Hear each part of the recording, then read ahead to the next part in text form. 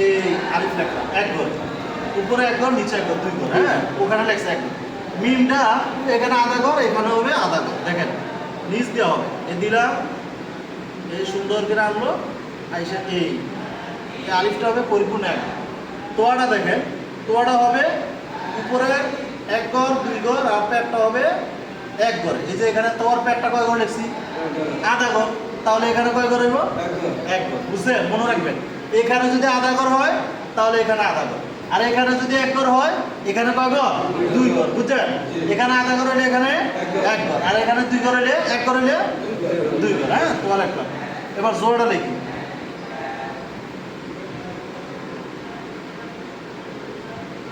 এই দেখছেন? এভাবে লিখবেন, আলিফ মিম ওয়া, আলিফ মিম ওয়া। এবার আমরা বাতা সাফা কাফ লিখব।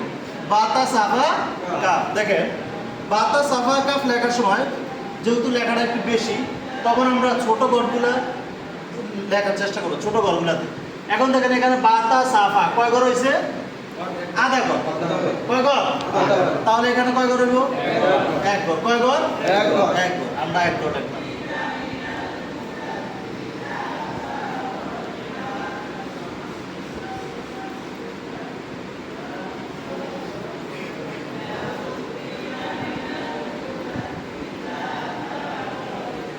এখন দেখেন কাফটা কয় ঘর হইছে? এক ঘর। তাহলে এখানে কয় ঘর হইব? দুই ঘর। মাশাআল্লাহ, এই তো বুঝা।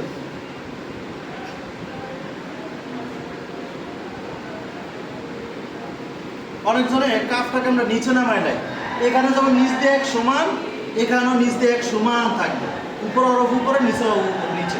পারবেন ইনশাআল্লাহ? ইনশাআল্লাহ। বাতা সাফা কাফ। 3 নম্বরে আমরা লিখবো হা খ জিম। 3 নম্বরে কি লিখবো? হা খ জিম। দেখেন, এই দিলাম হা,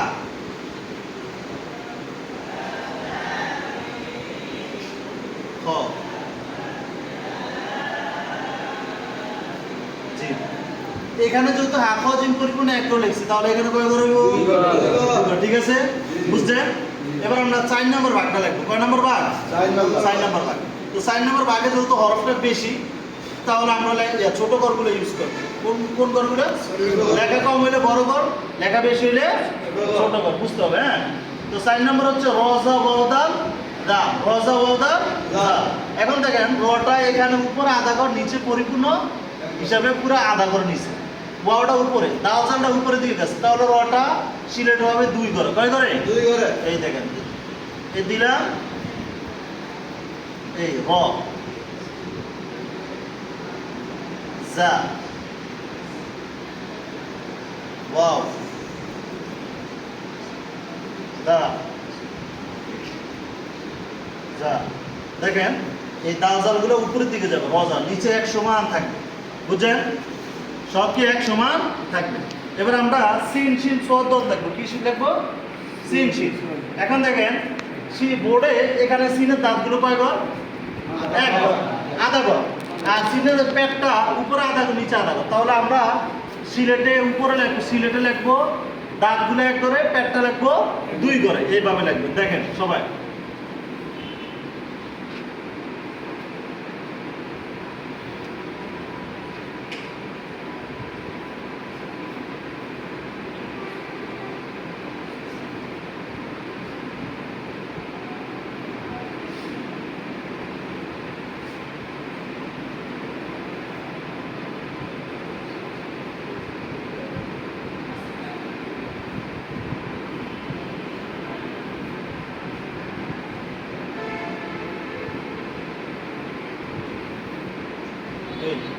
এই যে এইভাবে লাগবে। সোয়াদের পেটটা এখানে আধা ঘর যেহেতু হয়েছে, তাহলে পেটটা হবে ইয়াটা মাথা হবে এক ঘরে, পেটটা হবে দুই ঘরে। বুঝছেন? পারবেন? এরপর